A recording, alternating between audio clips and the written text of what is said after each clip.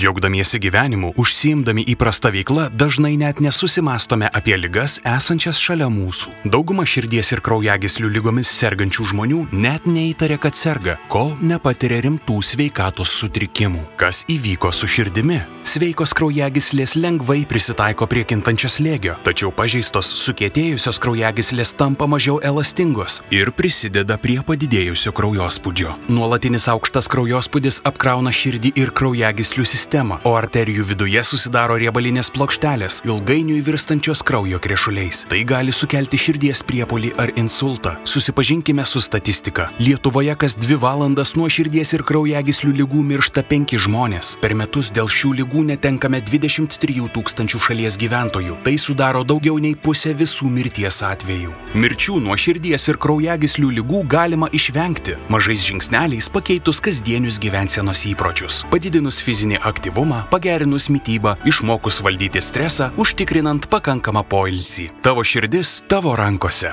Daugiau informacijos rasite vilniussveikiau.lt.